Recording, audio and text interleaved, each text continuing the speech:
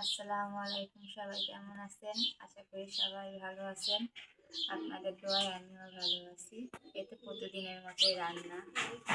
এই যে সেদিনকে সিম তুলে আনলাম, সেই সিম রান্না করি নেই। আজকে সিম, তারপরে এই যে পুঁই শাকের বিচি, তারপরে বেগুন, আলু টমেটো দিয়া নিরামিষ ভাজা করবো। আর এই মাছ খাইতে খাইতে মানে মাছের উপরে অরসি ধরে গেছে, আর মাছ খাইতে মন চায় না।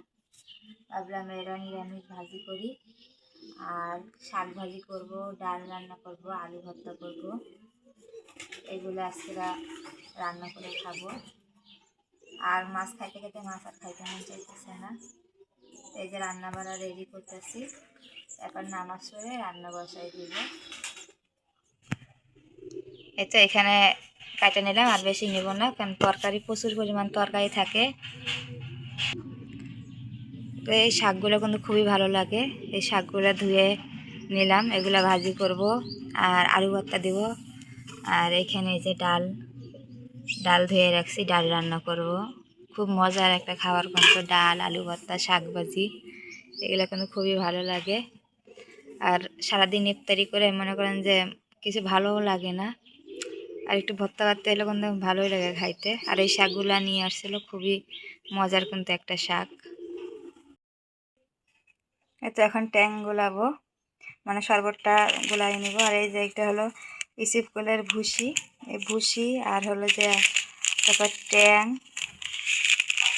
এগুলো একসাথে গুলিয়ে রাখবো, রেখে ফ্রিজে থুবো। ঠান্ডা হলে খাইতে কিন্তু ভালোই লাগে। ট্যাংগুলো এখন ইসিপকলের যে ভুসিটা আগে ভিজানো লাগবে, সেই যত আগে ভিজাবেন তো কত সুন্দর ফুলে। আমার কিন্তু খাইতে খুবই ভালো লাগে এই ইসিপকলের ভুসিটা।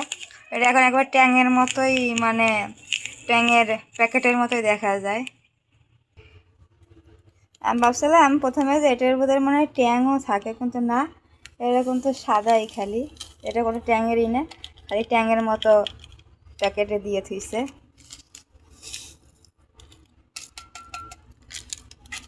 তো এটা ভিজে রেখে এখন নামাজ পড়ে তারপর রান্না বসাই দিব। এখানে অল্প করে একটু চিনিও দিই, চিনি না দিলে মিষ্টি হয় না, অল্প একটু দিব। গুড় দিলে কিন্তু আরও ভালো হয়, কিন্তু গুড় আছে, গুড় দিব না, চিনিটাই দেই।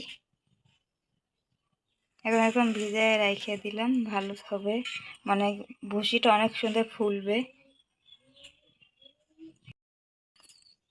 এতে রান্না হয়ে গেছে। এখানে শাক ভাজি, আলু ভর্তা, তারপরে ডাল,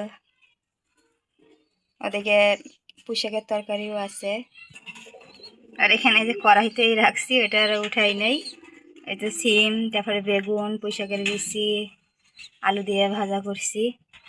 এটাই আজকে হলো আমাদের রাত্রের খাবার। এই তো রান্না বাড়া শেষ, ইফতারিও গুছাই নিলাম। বেশি গুছানো আজকে, মানে আমার শরবত খায় ভাত খাইতেই ভালো লাগে। কেন মুড়ি খাইলে মনে করেন যে খুবই খারাপ লাগে, পেট মনে করেন যে ফুলে ওঠে, সেখানে মুড়ি খাইতে ভালো লাগে না। তা বুট আছে, বুরেন্দা আছে, পরে সেমাই রান্না করা আছে, ওগুলো দিয়ে ইফতারি করব। আর এখন ভালো করে ভিডিও করতে পারতেছি না, যেহেতু রমজান মাস, কোরআন শরীফ খতম দেওয়া লাগবে। তো যতটুকুই সময় পাই কোরআন শরীফ পড়ি, যে 27শে রমজানের আগেই তো কোরআন শরীফ খতম দিতে হয়। তা সবাই নামাজ পড়বেন, রোজা রাখবেন, কোরআন শরীফ পড়বেন। এইটা হলো ইবাদতের মাস।